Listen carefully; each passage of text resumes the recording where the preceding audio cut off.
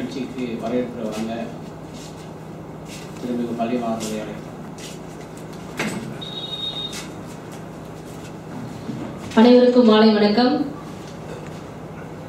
பெங்களூர் சிறப்பு நீதிமன்ற தீர்ப்பு என்ன கூறுகிறது என்று ஒரு சட்ட பார்வை விவாதத்திற்கு வருகை புரிந்திருக்கும் அனைத்து நல்லுள்ளங்களையும் எமது மக்கள் கண்காணிப்பதின் சார்பாக வருக வருக என்று அன்போடு வரவேற்கிறோம்.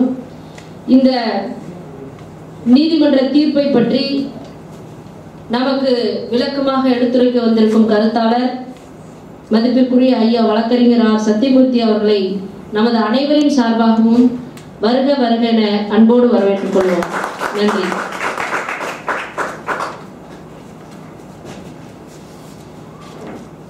இந்த காலத்துக்கு பிறகு ஒரு விவாத அரங்கத்தை நாங்கள் ஏற்பாடு செய்திருக்கிறோம். மிக முக்கியமான விவாதத்துக்குரிய பொருளாதார எடுத்துக்கொண்டிருக்கிறோம்.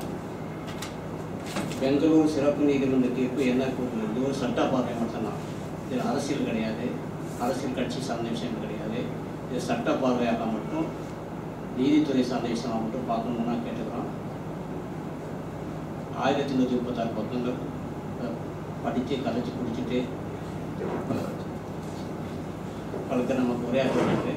அந்த உரைக்கு பிறகு நிறைய கேள்விகள் நீங்கள் கேட்கலாம். இது சட்டம் சார்ந்த தீர்ப்பு சார்ந்த கேள்விகளை மட்டும் நீங்கள் கேட்கலாம். அதான் சரியாக இருக்கும்.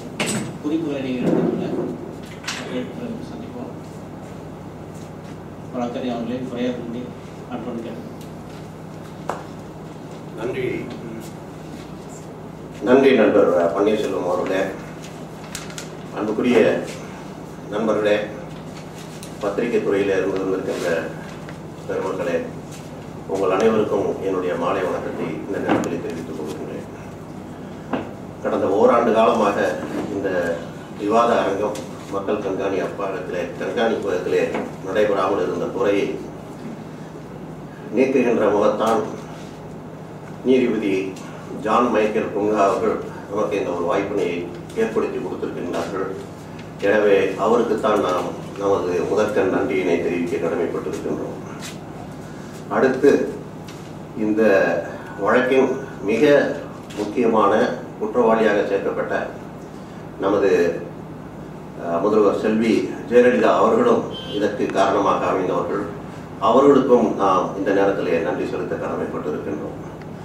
இந்த தீர்ப்பானது 1310 பக்கம் என்று சொல்லப்பட்டாலும் அவற்றில் பல பக்கங்கள் இந்த தீர்ப்பு சார்ந்த பல்வேறு கணக்குகள், அதாவது வருமானத்துக்குரிய கணக்குகள், வருமான வரிக்காக எழுதப்பட்ட கணக்குகள், அவை சம்பந்தப்பட்டவையாக இருப்பதால் சுமார் 200 பக்கங்கள் மட்டுமே தீர்ப்பு சம்பந்தப்பட்ட விஷயங்களாக அமைந்திருக்கின்றன என்பதை முதலில் தெரிவித்துக் கொள்கின்றேன்.